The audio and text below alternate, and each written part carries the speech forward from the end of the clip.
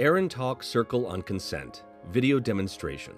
This is a joint project by the Center for Dispute Resolution at the University of Maryland Francis King Carey School of Law, the University of Maryland School of Social Work, and the Aaron Levitas Foundation in cooperation with the YouthWorks program at the University of Maryland Medical Center. Good morning. We're so glad that you guys are here today. We're going to go over our circle guidelines. This isn't new. They're in the middle. We're also up here. So our first thing is that we are going to be respectful. We're going to use the talking piece. This is our talking piece today. We also have our other talking piece in the center. We're going to make people comfortable. It means that we are non-judgmental. We are all ears and willing to share. And last but not say, what we say here stays here. That's especially important today. We're talking about consent and what that looks like. Everybody good with those guidelines? Thumbs up. In our centerpiece today, I brought two things. So I have the feelings book and the Everybody Talks book. My name is Emily, she, her, hers. And why I brought those two, I have two little kids, which I've talked to you about. But I think a lot of that is when we talk about consent is like, that's something that started really early for me. I was like talking about that when my kids were like 1 and 2 and like getting to be able to choose like who touches them, you know, like when they have to give a hug, like what they feel comfortable with, what they feel like that day. Because at some point that's not a switch that we turn on and off. So that's what I brought. Then going over to Melissa. So my name is Melissa, she, her pronouns. What I brought in today was the gavel over there, one because I'm a law student, and also because I think it represents that my word is my word, what I say, what I'm comfortable with. It's like final say, there's no changing my mind or making me do something that I don't want to do. We also, with the talking piece, like we always do, if we're doing a circle, we pass it around. You, when you get the talking piece, can talk, you can pass, or you can say, we'll come back to you, and then we'll come back to you at the end. So normal rules always apply with the talking piece. So our opening circle question, if you were forced to eat only one food for the rest of your life, what would it be? And I'm going to start on my left. We're going to go around to everyone. I would say baked ziti. This is hard. I would say white rice. I would probably have to say something regular like pizza. Chicken fettuccine. Probably cheeseburgers. Rice. So for some of you, that was a little bit hard to answer at first. And part of that might have been because when you're forced to do something every day or often, it's not so enjoyable anymore. So something, even if you really like it, if you're being forced to do it or you're being forced to do it often, it's not as enjoyable. The same thing applies when we're talking about consent. If you're forced to do something you don't want to do, it's not enjoyable. So a little review from last week, since boundaries are really connected to the topic of consent that we're going to get in today. Who remembers the 4 different types of boundaries that we spoke about last week? Who wants to give me one? Physical boundaries. Okay, physical, what else? Who remembers another? Emotional? Physical, emotional. Digital boundaries. Digital. It's good that we're doing a review of this. So, our last boundary was sexual boundaries. So the 4 that we talked about, which there are multiple and they do overlap with each other, were physical, emotional, digital, and sexual. Does anyone have any examples of those that they could think of? We'll get like 1 or 2 volunteers for that.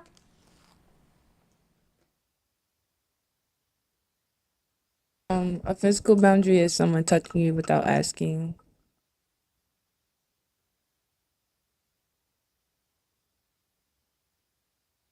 No, you're good. I also think for physical boundaries, like it's having to do with your space and your belongings sometimes, or like your room. And those change for me a lot depending on the time of day. Not looking through my phone. I believe that would be a big boundary. Privacy. What we're going to need to do next, because it seems like we need a little bit more of a deep dive into the sexual boundaries that we left off with last time. So on your sheet, it's already there for you. The instructions from last time are also on there, as well as the sexual boundary checklist. So if it's something that you're comfortable with, you're going to put a check. Something you're not comfortable with, you put an X. If it's something that depends, changes from person to person, or maybe in different circumstances you would be, you'll put a question mark. So give everyone a minute or so to do that. And these are just for you. We're not going to collect them, so feel free to be honest. It's just so you can evaluate what your boundaries are. And also if there's, on there is also your comment card. So that's the same as every week, just if you have other things that come up for today. Also, just because we're talking about consent, it might be a little more purple. If there's questions that you would like to ask, either with or without your name on it, that's there for you to jot down today as well. So hopefully that gave you a little bit of a refresher about what kind of things you should be thinking about when we're doing boundaries. Before we shift into consent, the topic of today, are there any other questions about boundaries? Nope. Okay. So our big question of the day, what does consent mean? I'm going to go around to everyone. I'm going to start moving to my right this time. I'll answer first for this one. I think consent means doing something that you're comfortable with. Consent means to give your approval, to give the green light, to say it's okay. To say it's okay. Permission.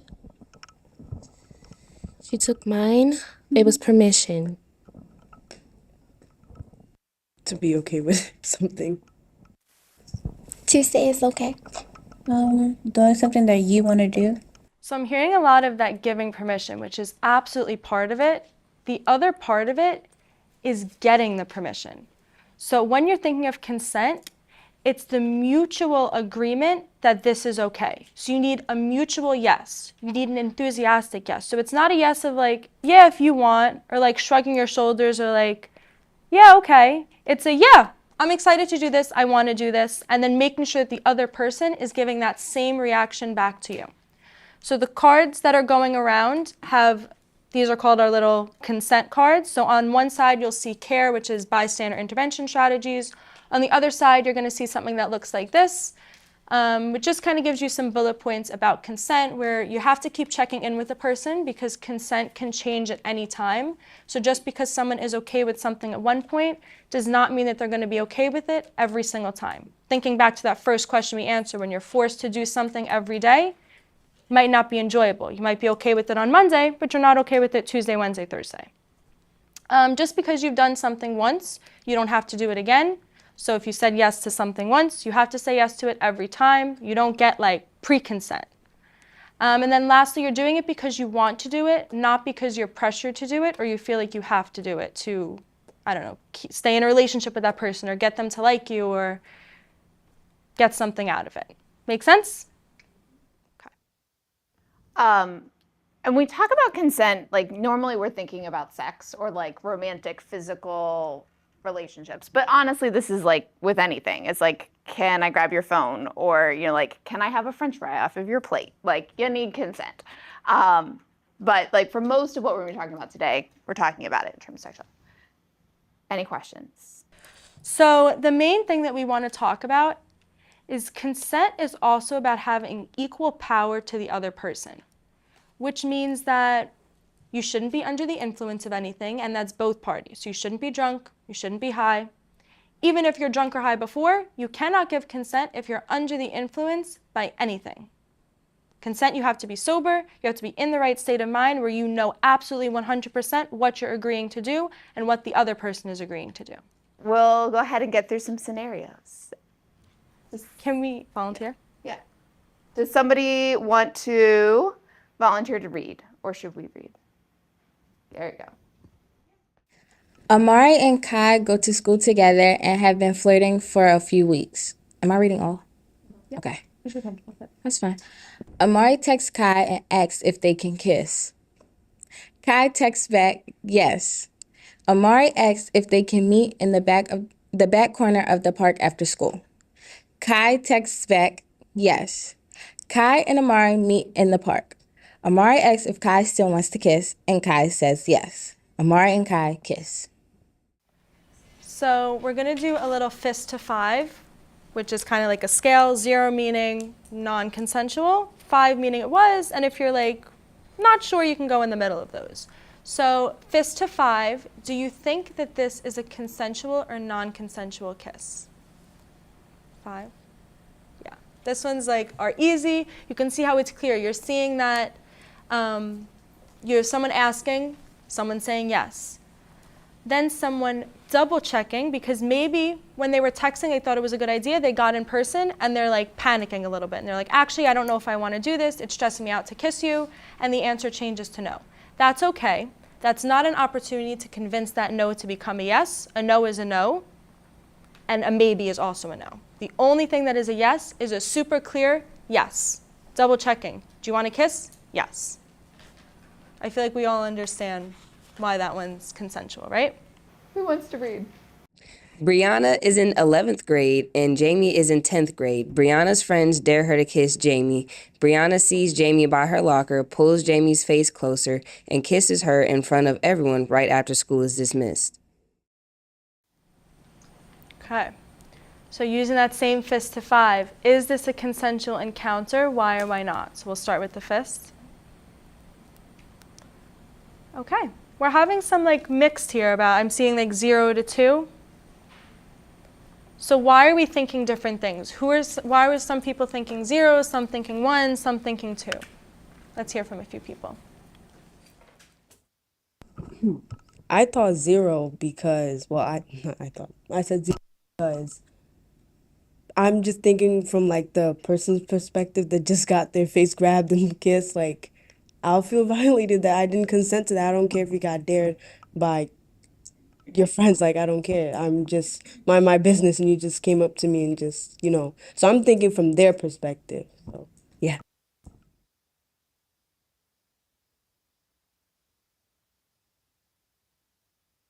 No, nothing was asked. So if you don't ask, you don't have consent. You didn't get any type of consent. Like, so, yeah. Like Allison said, I don't know. That's really like violating and it's unexpected. Like I don't really the friend, I don't like people just no. That's not right in no type of way. I also feel like it gives like pick me, like you did it because they're daring you. Like you didn't have to. And then it kind of could be embarrassing because like Brianna, you're older than Jamie. And it was in front of the whole school. Like I think that just gives like, first of all, you're older. You're going on like 17. Like you need to like being childish. How do you think Jamie is feeling, and how do you think Brianna is feeling?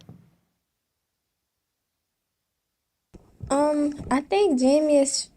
I mean, the story don't go on, but if somebody just was to walk up and kiss me, I might cry. I don't know. Like I might cry because it's just like, why would you do that? Right.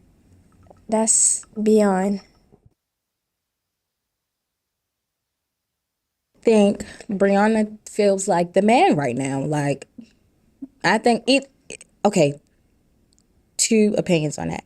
Either she feels like, she has one up, or she feels embarrassed herself. We don't know that because, but you could feel 2 things in this situation. And I think Jamie is just like, out of it. Like, why would you do that? Yeah, I agree with Reagan. Like, I feel like we don't know if she was doing it based off the strength of her wanting to do it or just her friends telling her to do it. And Jamie is probably just surprised. And honestly, if they do like each other, Jamie probably does type of way because, you had to get dared to do something like that. Maybe didn't want to do it. Like, she could be overthinking too. I'm just going to put a kind of general flag on that. We're going to come back next week. We're going to be talking about gender and identity. And so just looking at kind of how some of this plays. But the reality is like the gender of the people involved does impact power dynamics and impacts how we think and feel about things and are also different for different people. And that's a big thing when we talk about consent is that people have different reactions and the same way have different boundaries. Like what people are okay with and not okay with is different. Let's go ahead. Any other final thoughts on that one? All right. Okay, me and Jaden. And this one, the story is going to build on each section, so we'll get a volunteer for this one, and then it'll keep building. So we'll get a few more people. Who wants to read this one? Mia is a 10th grader. Jaden is an 11th grader from her school, likes her, and keeps trying to talk to her while she walks to school. For the last few weeks, Jaden has been trying to flirt with Mia, saying, "Hey baby, you look cute." One day, Jaden put his arm around her and she laughed. He then says, "Give me your number." She gives him her number.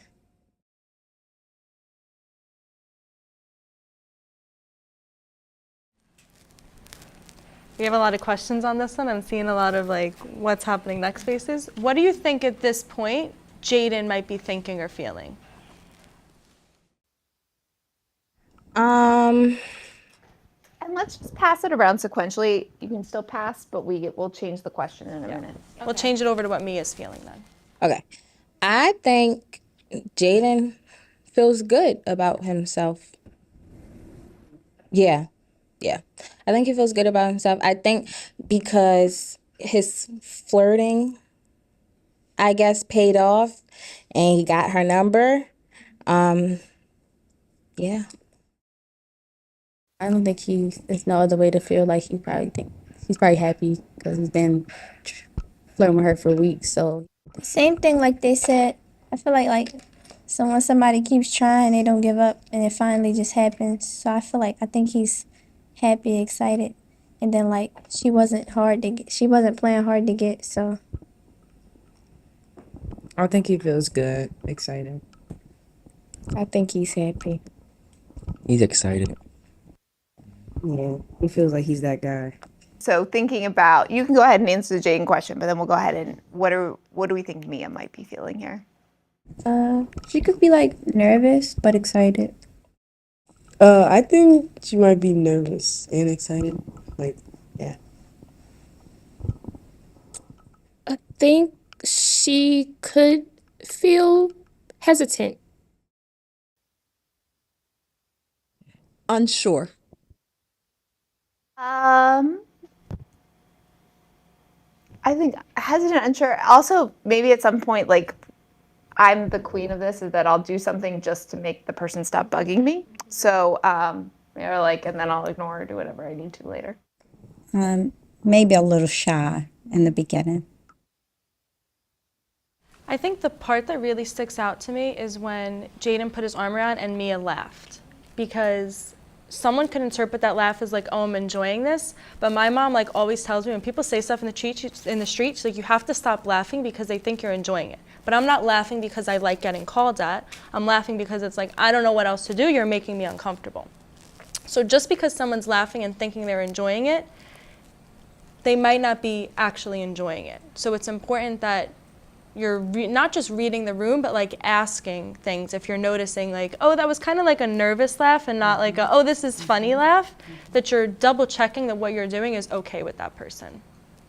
Any other thoughts on this before we start building on it? Because also looking at it, Jaden is older than her. The entire time she was steadily, not giving in to his advancements and, but then it wasn't until that physical touch and it maybe broke her. I think also just adding on that quickly is like walking to school. So at some point when you're thinking about this, like context and what people's options are based on where they are. Like this has come up in past groups a lot of like what you're comfortable with on the bus could be really different than what you're comfortable at school compared to what you're comfortable like at home in your neighborhood. This is coercion, ladies and gentlemen. This is coercion. He is persistent. She is hesitant within the last few weeks. If you want someone's number, the first day, they're going to say yes. It's been weeks. It's been hours, nights, days. She does not want this man. He touched her. Like Miss Dana said, that touch opened a portal. And now she's like, oh, okay, now I have to do this. Nervous laugh. Melissa, she clocked it. Absolutely coercion, ladies and gentlemen. This is textbook, but in a simpler form. This is not like the aggressive one, but we will see when we build on it. Thank you. Okay, who wants to read our next little blurb? Emily? Jaden then starts texting Mia constantly. Mia does not respond. Okay, so for that first question, what are both people thinking at this point? I think Jaden, his confidence level, either his confidence is going down and he's getting desperate. No, it's not really either. It's that because he's constantly texting her. And I think Mia feels like harassed at this point because why do you keep texting me? And then it's like, you're older.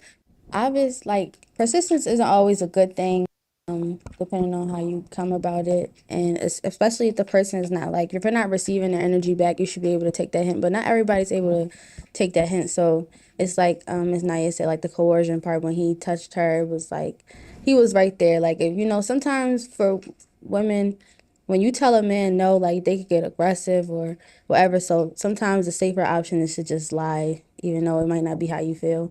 So I feel like she definitely did that if she's not texting back. So hopefully he, like, just lets him down easily. He doesn't, like, get, like, aggressive or anything.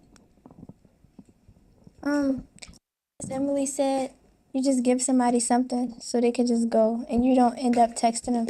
I mean, I've done it before because, like, boys do get aggressive. So you just do it. And if they text you, just block them at this point. It's very normalized now. Boys saying, give me your number or give me your Instagram instead of asking for consent.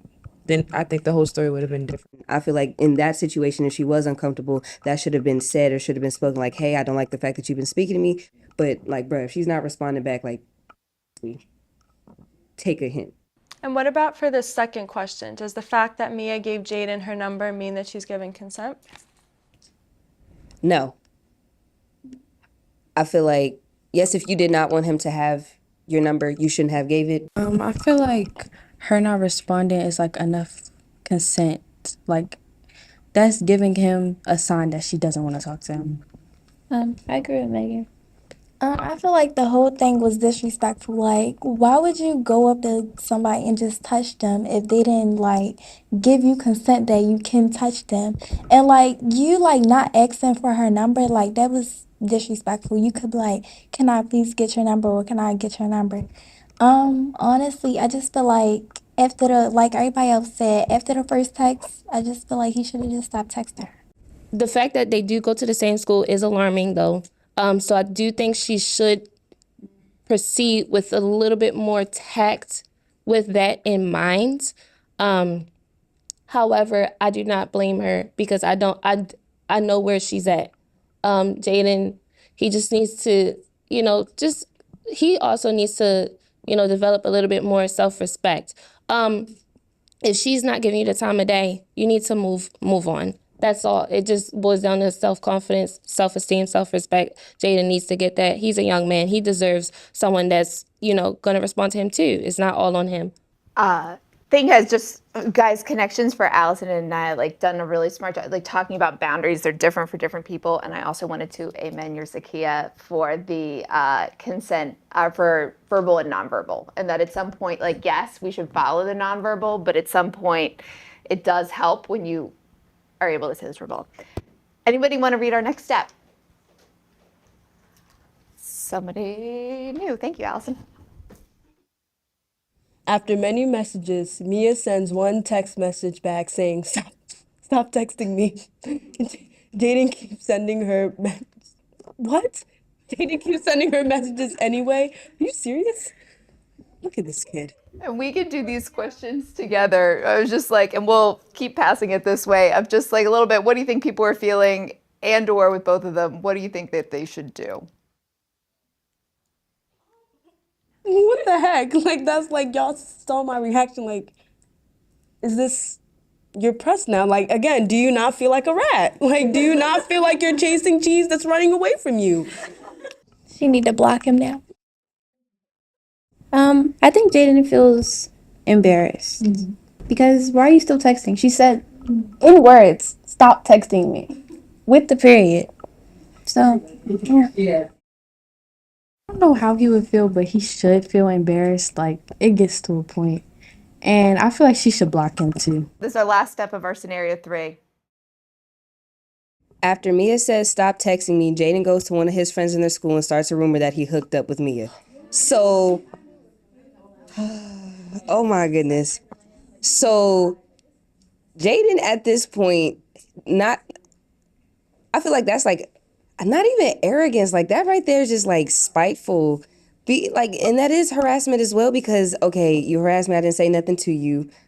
I stated to you to give me your number after, I was in your bubble. And then I texted you. You didn't respond. You said stop texting you. And then now I'm upset. I'm in my feelings. So I'm going to go and lie. That is actually insane.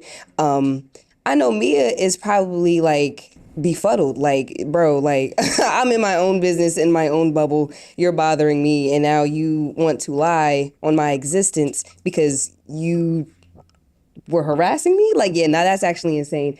Mia probably annoyed because now she gotta go back to school to rumors being spread about her.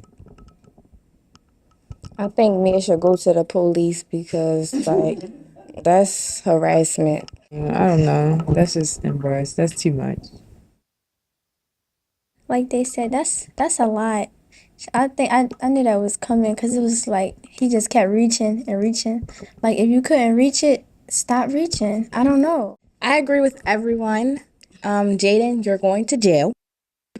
Um, um, I feel like why would you make up a rumor? Like that's weird, but that's not the point that I was trying to get to. It's crazy because this is how boys are like in real life. Like I go downtown with my friends, hanging out with my friends, and they will like, and I'm not gonna say they flirting with you because what he was doing was not flirting. That's catcalling. I don't care what anybody says like that. You just blurting out your mouth like you're not even coming up to me personally. You're yelling across the hall. Like that's not no.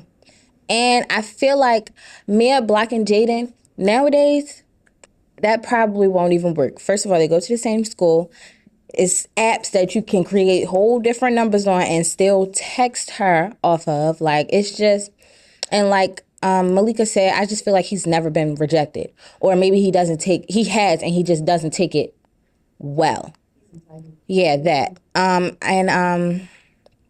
just don't think it's right. It wasn't consensual. It wasn't any of that. I wanted to just one quick question before we transition into our last thing. Why do you think we keep asking about how Jaden and Mia are feeling? Do you still want it? I would say one, and then we'll just take like 2 or 3 people, and you can popcorn it. Question, can I answer that question second? But my first question was, can Jaden really go to jail for that? Like, is that an actual crime? And then Does anybody have a thought on that one? That was the other thing I was going to flag. That's a really good question. Let's take one person if one person has a thought. I was going to say defamation of character as well as like stalking and harassment, because the stalking part, they actually said like there's a statistic on that's usually how it happens. It starts off as things like that. And because it's like normalized and seen as, oh, it's not that deep, like it usually gets to be deeper than that. And most stalking and harassment starts off with things like that and gets a lot deeper. So yes. I think the same thing with like Jaden and how that it was that escalator. It started out being not that serious, and then it kind of, once that wall rolls. And a lot of that is part of why we build this way, is because that's exactly like, is this situation gonna cause like, can he go to jail for this? No. Like when you're looking for the law, like now could he get in trouble with the school? And some of that we could think about, what are the people in your school building that you could go and talk to? What are parents or community members or whoever else? But some of that is also looking at part of why we do this in middle school is because when you look at statistically, when you have this idea, so some of this is like the term you'll hear is like toxic masculinity will be pushed away, but any way of just like strong ideas of gender, or like that you're not respecting people's boundaries, when that begins, it tends to build. and it tends to get worse. And when you are, same thing with like gender-based bullying or homophobic bullying, like those things are often tied to the fact that over time they build towards more serious offenses and sexual assault. And I think some of that of like why we're talking about the feelings, because some of that is how do we building that empathy and that connection so that we're thinking about how Mia's feeling, but also trying to think a little bit about Jaden so that, you know, if you know a Jaden, you have a friend who's a Jaden, like how do you step in so that someone doesn't get hurt, but also so that Jaden doesn't end up in a lot of trouble when he didn't think it was that serious. Yeah. So you guys kind of nailed it, that this is harassment, this is sexual harassment, because it's unwelcome sexual behavior. Mia wanted absolutely no part in this, and it just kept escalating and escalating and escalating. And it becomes unwelcome sexual behavior when that person's either actions or words, so it doesn't have to be something you're doing, it could be something you're saying, make you feel so uncomfortable or so scared that you're actually changing your lifestyle to avoid having an interaction with them. So you're skipping school, you're going into classes late, you're changing the route that you walk to and from school because you're trying to do everything you can to avoid this person. When you're making those kind of changes to your lifestyle, that means you're being harassed by someone. Are we clear on this topic? And just because you guys are also all interning, like this also takes, especially in universities, with city schools, workplaces, like that becomes a big thing and like can be a lawsuit not only against individuals, but also against institutions. And so even when we're talking about consent, like, can I have your email or your work account? And they keep spamming you. It might not be physical sexual contact, but it can absolutely be harassment. Okay, closing question. You are Mia's friend and you know what's going on. What is one thing you could do to help in this scenario with Jaden? You can like repeat or agree with people, and I'm going to start and move to my left, and we'll go around to everyone. As Mia's friend, I would first tell her, like, block him. And then I would, say something to Jaden, not on no, like, cocky anything, because you never know what could happen, because at the end of the day, he seems like a cocky male. I would just let him know, like, hey, like, this is not okay. Like, my friend feels harassed. My friend feels like she doesn't want to talk to you. Yes, she gave you her number, but it was out of, like, annoyance, like, or pressure, like, because you just kept going and going and going at her. So. She can block him and everything, but, the school environment might feel different for her since he went and told people and lied. But, because everybody's not that type of person where they could just, like, be like, oh, well, because I know it's not true. So it's like, I don't really have to care about anything or worry about anything. But, I don't mean people won't talk or look at her crazy or anything. It could affect her. So, of course, that would be along with, like, saying what you want to do about the situation. Like, take it to an adult. Do you want me to say something to him? Do you want, like, both of us to go up to him so you won't be alone when you're talking to him? Like, just see what you want to do. Yeah, like Reagan said, I would talk to Mia about it, and then, like, I would go say something to him, just tell him, like, back off, she's not comfortable, and tell her to block him. I will comfort her and give her advice. If I was Mia's friend, like Malika said, I would most definitely check in on my homegirl and be like, yeah, are you okay? Are you all right? And then I would ask her if she wanted me to handle the situation or if she wanted to handle the situation, or if it needed to be, do we need a third party? Like Ayana said, that was a male to go with her. Like, I would ask her how she wants to handle it, but I would most definitely give her that support and tell her, like, yeah, this could get out of control. I care about you. I'm concerned about your safety. Let's do so in a way that we can dissolve the situation before it escalates any further. And just me as a one-on-one, like, just me knowing, like, if I had Mia's permission, I'd be like, yeah, hey, first off, catcalling, never a respectful thing. Like, I'd run him down like, hey, if you want positive interactions with women or people of the opposite gender, this is how you do so from step to step and then from there, because don't know the situation, but education is always, I feel like, a great thing in situations where that, because some people just don't know any better. That does not mean that you can't take that moment to teach them any better. And then if he's not willing to accept that from me, then a male figure as well. I'd be like, yeah, hey, you need to go check your mans. I'd most definitely, if I knew one of Jaden's friends, I'd be like, yeah, get your boy. Because like they said, sometimes men act differently to people who are also men rather than women. If I was his friend, I'd be like, bro, you still look like a rat, bro. Like, I would really like, not humiliate him, but like really read him out. Like, are you, like, do you not see yourself? Like, would you, like, always try to, like, and then they get quiet when you start saying that, they get quiet. I think I would go along with the like, because it's at school, I think making sure that I would want to do that ideally with Mia.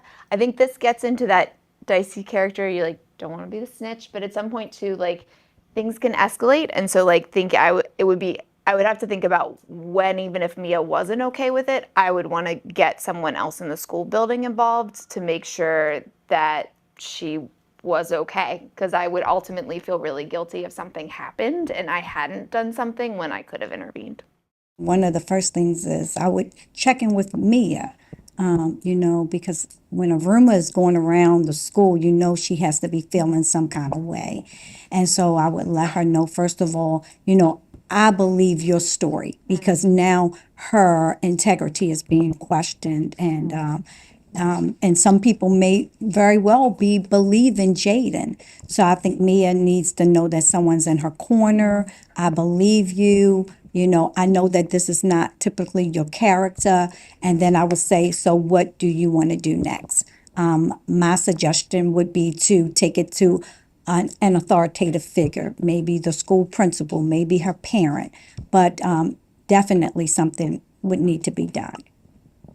Because he's escalated the situation, and you don't know how far he's going to go. I just want to say real quick, on the back of your consent cards are the care strategies, like the bystander intervention, and I think almost every person mentioned something that they would do that falls into one of these categories. Where the creating a distraction is more so like if you hear someone talking about the rumor, you kind of go in, you change the topic to get their mind off of it. The asking directly would be going up to Jaden or going up to me and getting yourself involved. The refer to an authority, we heard a lot. Tell someone at the school, tell a parent, tell someone who has the power to really do something about it. Or enlisting others, so getting other friends involved, approaching as a group, involving other people to talk, are all different ways that you can go about helping Mia or Jaden in this situation. So really nice answers for that. And then last, as always, we end with our thought cards. Those all should be on your clipboard. On your card, you can write anything that's on your mind, so a question you have from today, something that you're feeling now that we've talked about it, something you felt that was important, or maybe feedback on something you think that we should change or something that you want us to talk about next time. Okay, so we'll give everyone a few minutes to do that. When you are done, you can put your thought card in our box in the center, and we'll collect the name tags.